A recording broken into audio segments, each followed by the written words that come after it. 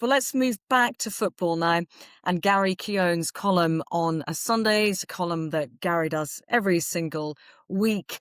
And today, maybe not quite as contentious as some of the other columns that we've seen in the recent past, but here the headline is O'Neill looks like getting the unity he's always wanted at Celtic by railing against a common enemy, referees. So looking at Celtic, he's looking at Martin O'Neill, he's looking at the red card awarded to Austin Trusty, and he's looking at referees. But it's an interesting take on the whole thing because you think he might be starting off having a bit of a pop at Martin O'Neill and his age, which a lot of people have been talking about when he first came in, and we now know that was rather silly to do that. But it's an interesting column. What did you make of it? Yeah, I mean, with regards to the Austin Trusty, I mean, without going over too much old ground here, with regards to the Austin Trusty appeal last week, I thought it was nonsense, just completely posturing. The chances of success in that were minimal, I would say. I think what it was Celtic looking to stand their ground, I guess, which is that's their prerogative. If they want to do that, that's fair enough.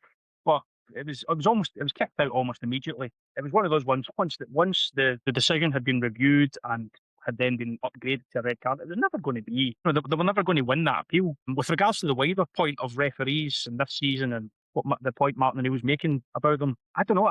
For me, Celtic have bigger fish to fry than starting picking fights with referees and picking fights with the SFA. They need to get their own house in order. I can understand where Martin O'Neill was coming from when he said, what Gary obviously mentions it in his column. I can understand what he's saying, but for me, it's like you've got to pick your battles. That was never a battle that Celtic were going to win once that decision was upgraded. So, yeah, I don't know. You can speak to about 20 different people and they'll give you 20 different opinions on that whether it should or shouldn't have been a red card.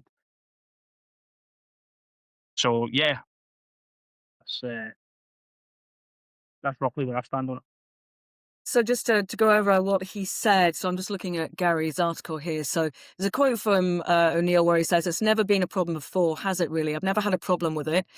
This is when he's talking about referees and what's going on now with VAR. And so he says, "I've never had a problem with it. In my first spell here 25 years ago, I just expected no decisions to come our way. It's interesting now to see managers and pundits all talking about being surprised to see Celtic getting a red card, which did make me laugh because our disciplinary record is actually very good. Maybe it's me. I have a lot of paranoia about me, but I'm seeing a shrink at the moment. So I'm perfectly all right." I mean, it's just a bit of gamesmanship, but you can't. I think if Celtic can't win, because if Absolutely, Celtic appealed by Callum, then you'd have the fans going, "Whoa, why are you not appealing?" absolutely. So it's part of it is posturing to their own fans and playing up to the fans to make the appeal. I get that. Like I touched on earlier, I don't have a problem with what Martin O'Neill's saying. I think it's clever. I think it's a wee bit of gamesmanship. He knows what he's doing. But then the debate just it grows arms and legs. I was reading a thing with a couple of former Celtic players now involved in punditry. They were stating things last week about we should be asking Scottish referees to declare which team they support, and how that works in England and Scotland, as if the two are just instantly comparable, which they're not. And I think if you start going down that path, it's a very slippery slope. If you ask a referee in Scotland which team they support, and he turns around and says to you, "Oh, I support Kilmarnock," or "I support St Mirren," you know what's going to come next. It'll be, but, who do you really support? Who's your big team? There's always that subtext to it. And then there was another ex-player I saw who was outraged by the whole thing and says, when all these instances of when Celtic should, when should Celtic have had a red card? This is as if their disciplinary record has been flawless and they're angels and nothing's ever happened. You only have to look at Austin Trusty and the semi-final against Rangers at Hampden, where he leaves the boot in and Jack Butland.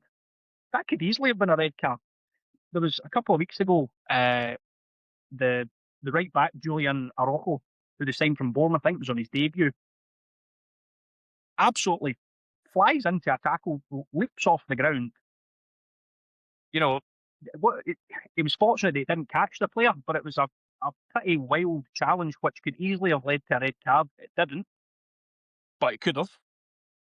So that this narrative that gets spun out And this isn't just exclusive to Celtic. This extends to Rangers, and I think this is part of the problem we have with punditry in Scottish football. So many of our pundits, we know what their allegiances are, and we know what their bias is, and it's very rare that you get a genuinely objective view on something. Yeah. So, I just don't think it's a healthy debate to have. What teams the referees support. Like I say, that quickly becomes what school did they go to. That's never going to work. I think the debate needs to be a wee bit better than that. Go to. But I mean, it is the case where you're always going to, if you're a fan of a particular club, you're never going to like the referee if they give your player a red card unless it's absolutely obvious. But then that boils down to the argument about VAR and whether it's clear and obvious indiscretion. But you look at Dundee United, for example, the other night, and what happened there. I mean, I don't know whether you watched the game against Hearts, but I mean, again, you'd have a lot of Dundee United players who would be thinking that some of those red cards maybe weren't warranted. Maybe one of them, but maybe not the other. Yeah, yeah, no, absolutely. And just to go back to this, kind of ties into what you're saying there about where they warranted, where they're not. With regards to that Austin Trusty one, you know, when it was given as a yellow card, anyone watching that would say, "Well, fair enough. It's not a clear and obvious." And this is where I slightly disagree with Gary in his column. He's of the opinion that it was a clear and obvious error.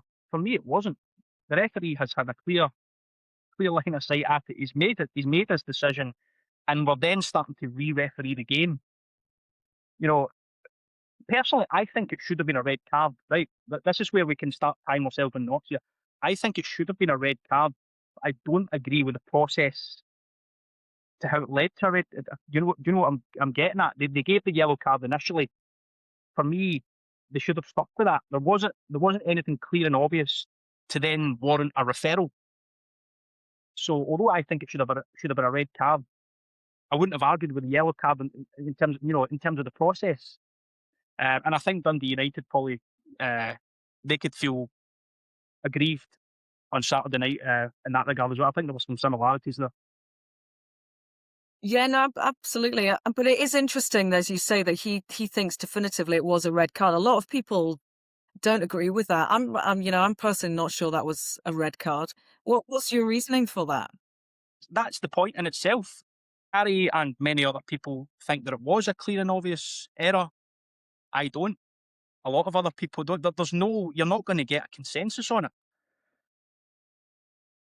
And like I said, the process that led to the red card, although I think it should have been a red card, I don't agree with the process that saw us arrive at that conclusion. Well, more VAR trials and tribulations, I'm sure, as the season goes on. Callum, great to speak to you about all of that. What's coming up for you in the week ahead? Transfer deadline day will bring you all the latest on that after today's news, because I'm sure there's going to be some interesting signings. We hope, anyway. January is sometimes not that great for signings, but you've got that, and then more crucial games in the week ahead. Yeah, I'm going to be at Rangers Kilmarnock on Wednesday night. Rangers obviously looking to get back on track after slipping up yesterday. And then after that, it's basically head first into the Six Nations for the next 6 weeks or so. Scotland start their campaign in Rome on Saturday. Where do you start with Scotland? It's they need a significant improvement on what they showed in the autumn, that's for sure. They lost against Italy in Rome 2 years ago. Clearly, Italy, it's not the same fixture it was 10 years ago. Italy are a very, very capable side now. They've shown that regularly over the past 3 or 4 years in the Six Nations. It's a very, very difficult fixture for Scotland to start the championship, but it's one that they have to win.